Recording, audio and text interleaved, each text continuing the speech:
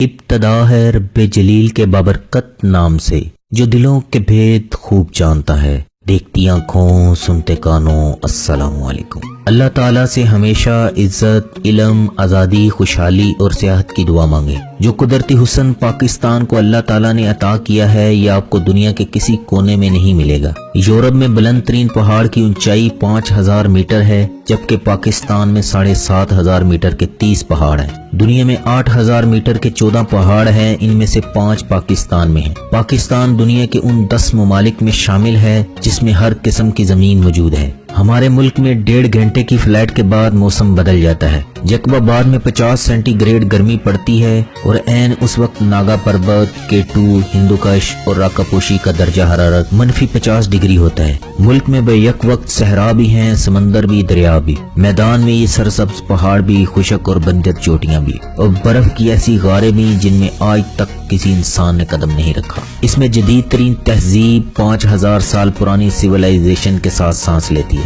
اس میں منجو دڑو بھی ہے، بدھ مت کی قدیم یونیورسٹی بھی، اور سکھ مذہب کے بانی بابا گرو نانک صاحب کی جائے پیدائش بھی، اور ایسے پہاڑ بھی جن کے پتھروں پر آج تک طوفان نوح کے نشان موجود ہیں۔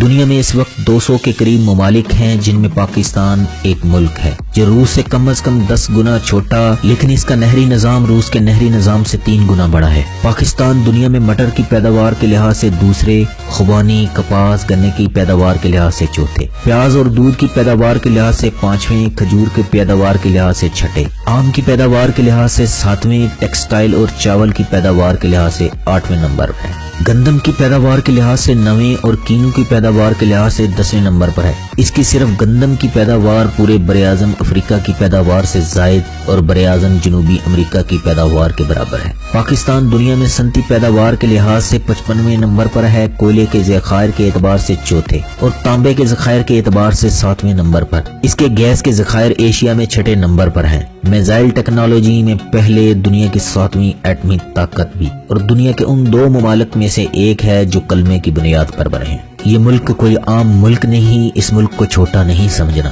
یہ ملک 50 لاکھ شہداء کی قربانیوں سے تعمیر ہوا۔ آپ کے دشمن آپ کو آپ سے زیادہ جانتے ہیں۔ مایوس کبھی مت ہونا، اس ملک پر سایہ ذوالجلال ہے۔ اس ملک پر کرکٹ کے دروازے بند کر دیے جاتے ہیں اور اللہ اس ملک کو T20 کا چیمپئن بنوا دیتا ہے۔ پوری قوم دیوانوں کی طرح اس وطن کی مٹی پر اپنا تن، من، دھن قربان کرنے کے لیے تیار ہے۔ اپنی اپنی ذمہ داری کو جانیے، کون خوش نصیب ہوتا ہے، یہ اپنے اپنے نصیب ہیں۔ ہمارا کیٹو اکیلا ہمارے تمام قرضے اتار سکتا ہے، لیکن ہم نے کبھی اس کی طرف توجہ نہیں دی۔ ہم فیری میڈوز سے اربوں روپے کما سکتے ہیں، ہم نے آج تک اس پوٹینشل کو استعمال نہیں کیا۔ ہم صحت کو انڈسٹری نہیں بنا سکے۔ آج ہم وطن عزیز کا وہ رخ پیش کرنے کی کوشش کریں گے جو دوسروں کی نظروں سے اوجھل ہے۔ جائیے گا نہیں کہیں۔ ویڈیو کا باقاعدہ آغاز کرنے سے پہلے تمام نئے آنے والوں سے YouTube پر ہمارا اسپائڈر بل چینل سبسکرائب کر لیں۔ شاہراہ قراقرم چین اور پاکستان کے انجینئروں کا کمال ہے۔ یہ 1300 کلومیٹر شاہراہ ہے، 806 کلومیٹر پاکستان اور 494 کلومیٹر چین میں، جو حویلیاں سے شروع ہو کر چین کے شہر کاشغر پہنچ کر ختم ہوتی ہے۔ یہ دنیا کی شاندار اور حیران کن سڑکوں میں شمار ہوتی ہے۔ چین اور پاکستان کے 25,000 کارکنوں نے سنگلا پہاڑ توڑ توڑ کر بنائی ہے۔ اس کی تعمیر کے دوران سینکڑوں لوگ مارے گئے۔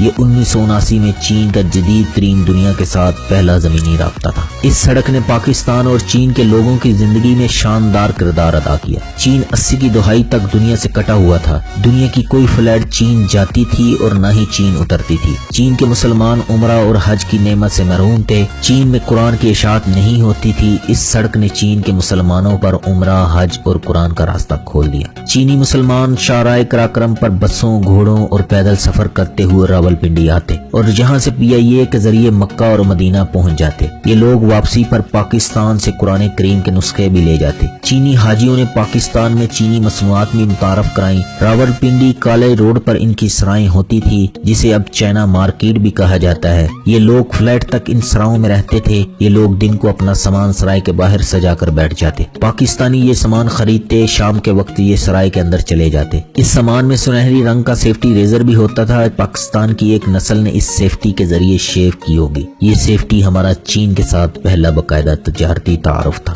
یہ تو عارف کراکرم کی مہربانی سے ہوا۔ ویورز، آپ پاکستان کے شمالی علاقہ جات سکردو، چترال، کیلاش، نران، کغان، خپلو، ہنزا اور دیسائی کا وزٹ کریں۔ آپ ان علاقوں کے سحر میں گم ہو کر رہ جائیں گے۔ کچورا کے مقام پر شنگریلا کے نام سے ایک چھوٹی سی جنت حقیقتاً دنیا کی خوبصورت ترین جگہوں میں شمار ہوتی ہے۔ آپ دنیا میں جہاں بھی جائیں گے غیر ارادی طور پر اس مقام کا تقابل پاکستان کے شمالی علاقوں سے کرتے رہیں گے اور آخر میں ہر بار اس نتیجے پر پہنچیں گے ہمارے علاقے یورپ سے زیادہ خوبصورت ہے۔ اللہ تعالیٰ نے شمالی علاقہ جات کی صورت میں زمین پر جنت کا عکس اتارا ہے۔ آپ کو شفاف پانی کے بے شمار چشمے، آبشاریں، جھیلیں ملتی ہیں، سیبوں، خوبانیوں کے درخت۔ آپ ایک مرتبہ خوبانی کھا لیں پھر کبھی اس کا ذائقہ بھولیں گے نہیں۔ کیلاشی دوشیزائیں پریوں کی طرح رنگ برنگے پہنوں میں ملبوس حیرانی سے سیاحوں کو دیکھتی ہیں اور کئی سیاحوں کو دیکھتے ہی کسی درخت یا دیوار کی اوٹ میں ہو جاتی ہیں۔ کیلاشی جو سکندر اعظم کے وارث مانے جاتے ہیں، سالانہ چلم جوشی میلے میں رقص اور مذہبی رسومات ادا کرتے نظر آتے ہیں جو مئی کے مہینے میں ہوتا ہے۔ یہ لوگ ایک میدان میں اپنا ثقافتی لباس پہن کر ڈھول کی تھاپ پر مقصور رقص کرتے ہیں،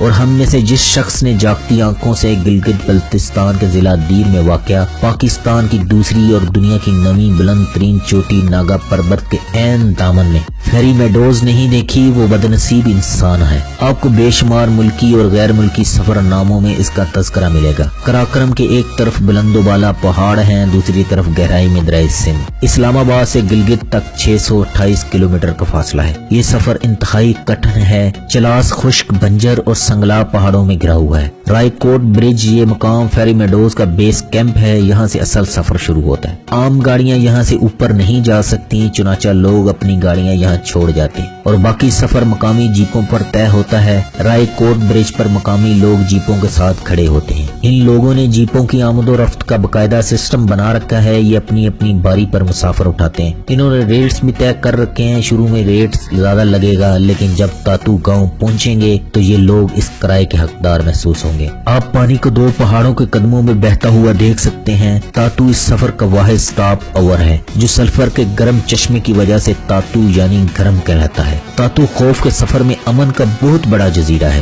جیپوں والے وہاں اتار دیتے ہیں۔ اینڈ پوائنٹ پر پورٹر اور گھوڑے بھی دستیاب ہیں۔ یہ مشکل سفر ہے، آکسیجن کی کمی بھی ہو جاتی ہے لیکن سفر کے مناظر انتہائی خوبصورت، جگہ جگہ پانی کے جھرنے، چیڑ اور پائن کا جنگل ہے۔ دور ناگا پربت کی چوٹی بھی نظر آتی ہے۔ آپ جنت کے دروازے پہ کھڑے ہوتے ہیں جس کو انگریزوں نے پریوں کی چراگاہ یعنی فیری میڈوز کہا تھا۔ یقیناً اس جگہ میں کوئی ایسی خوبی ضرور ہے جو یورپ میں نہیں۔ وہ خوبی کیا ہے؟ ایک موڑ کے بعد فیری میڈو آ جاتا ہے، پہاڑوں میں گم ہزاروں سال پرانی جنت آپ کے سامنے آ جاتی ہے۔ آپ 16-17 ہزار فٹ کی بلندی پر دنیا کا عظیم ترین پہاڑ ناگا پربت آپ کے سامنے بادلوں کی چادر سرکتی ہے۔ بلندیوں پر برف نے سفید ابا اوڑھ رکھی ہے اور اس کے درمیان فیری میڈو ہے، ایک چھوٹا سا سرسبز میدان، لکڑی کے چند مکان، مکانوں کے گرد جھرنے، ندیاں اور چشمے بہہ رہے ہیں۔ ارد گرد گھوڑے اور بھیڑیں چرتی ہیں۔ ایک ندی جھیل میں اترتی ہے، جھیل کی سطح پر درختوں کا سبزہ، پیچھے تراہیاں اور جنگل میں اٹھتا دھواں جو ماحول کو مزید رومانٹک بنا دیتا ہے۔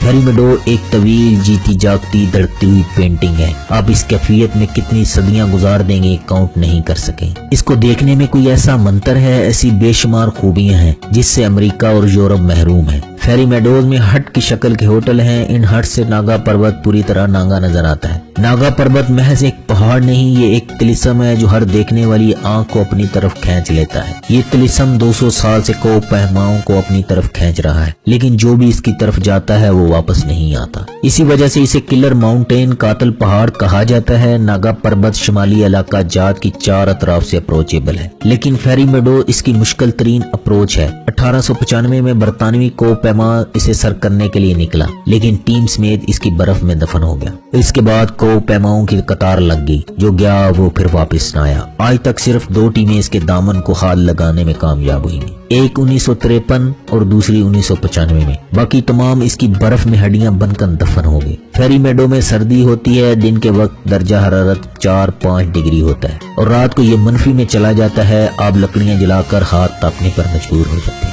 فیری میڈو سے 1 گھنٹے کی مسافت پر بیال کیمپ آتا ہے۔ یہ ناگا پربت کا سیکنڈ لاسٹ کیمپ ہے۔ اس کا راستہ دنیا کے خوبصورت ترین راستوں میں شمار ہوتا ہے۔ یہ درختوں کے درمیان نسبتاً کھلی جگہ ہے جہاں کسی مہربان نے ہٹس بنا رکھے ہیں۔ آپ ہٹس کے درمیان بینچوں پر بیٹھ جائیں۔ بیال سے 3.5 گھنٹے کی مسافت پر ناگا پربت کا بیس کیمپ ہے۔ یہ سیدھی اور مشکل چڑھائی ہے۔ بیال کے بعد پانی اور آکسیجن دونوں ختم ہو جاتے ہیں۔ آپ ناگا پربت کے بیس کیمپ جانا چاہتے ہیں تو آپ کے پاس پانی کا ذخیرہ ہونا چاہیے، ورنہ بیال سے واپس فیری میڈو چل پڑیں، لیکن آپ اپنا دل، اپنا احساس بیال ہی چھوڑیں گے، جہاں زندگی کی کوئی ٹائم لائن نہیں، کوئی ڈیڈ لائن نہیں، جہاں کوئی بل نہیں، کوئی فون کال اور کوئی گرتی ہی آنکھ نہیں، جہاں کسی کا انتظار نہیں، جہاں وقت برف میں جم کر ٹھہر جاتا ہے۔ یہ عجیب جادو نگری ہے۔ آپ واپسی کے لیے بابو سر ٹاپ کی طرف مڑ جائیں۔ بابو سر ٹاپ شمالی علاقہ جات کا بلند ترین درہ ہے۔ اس کے ایک طرف گلگت بلتستان اور دوسری طرف کاغان کی وادیاں ہیں۔ بابو سر ٹاپ پر سال کے 12 مہینے برف کی تہیں جمی رہتی ہیں۔ آپ کے سامنے بابو سر ٹاپ کی سفید پوش چوٹیاں،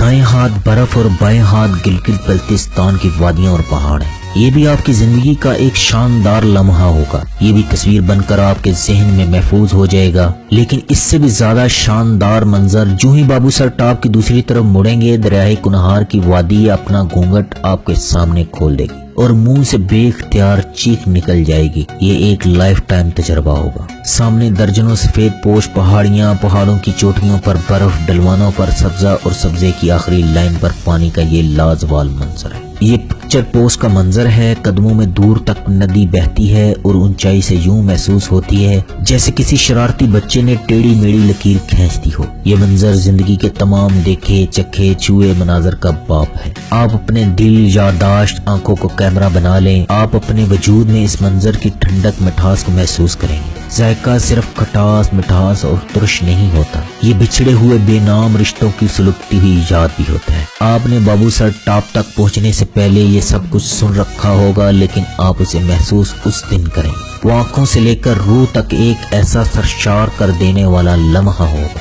بابو سر ٹاپ سے نران تک 1 گھنٹے کا سفر ہے۔ نران سے بالا کوٹ تک دونوں اطراف پہاڑ، سبز بھی ہیں اور خوبصورت بھی۔ لوگوں نے پہاڑ کاٹ کر کھیت بنا رکھے ہیں۔ یہ کھیت سبزے کی لمبی اونچی سیڑھیاں ہیں۔ ان پر جب سورج کی روشنی پڑتی ہے تو یہ ریشم کی طرح اپنا رنگ بدلتے ہیں اور آپ ایک جھلک میں سبزے کی 4 تہیں دیکھتے ہیں اور آپ کو یہ منظر بابو سر ٹاپ سے بالا کوٹ تک مسلسل ملتا ہے۔ نیپال نے ماؤنٹ ایورسٹ کی چوٹی تک رسے کی سیڑھیاں بچھا دی ہیں۔ آج ایک بچہ بھی ماؤنٹ ایورسٹ کی بلندیاں چھو سکتا ہے۔ دنیا بھر سے ہزاروں سیاح اور کوہ پیما ہر سال نیپال جاتے ہیں۔ نیپال کو کئی $ملین دے کر واپس جاتے ہیں۔ پاکستان کا لوکل سیاح بھی گرم تپتے ہوئے شہروں سے نکلنا چاہتا ہے، لیکن اس کے لیے رہنمائی کا کوئی نظام ہے اور نہ ہی سڑک۔ چنانچہ یہ کڑائی گوشت کھا کر اپنی گرمیاں لاہور، کراچی، پشاور، کوئٹہ میں گزار دیتا ہے۔ ہم اگر سیاحتی صنعت کو ڈیولپ کریں تو ہم خوشحال بھی ہو سکتے ہیں، لیکن اس کے لیے ویژن اور فوکس چاہیے، اور ہماری قیادت میں ان دونوں کا فقدان ہے۔ یہ اپنی ہرس کے ناگا پربت کو پاجامہ پہنانے میں مصروف ہیں۔ انہیں پاکستان کا ناگا پربت خاک نظر آئے گا۔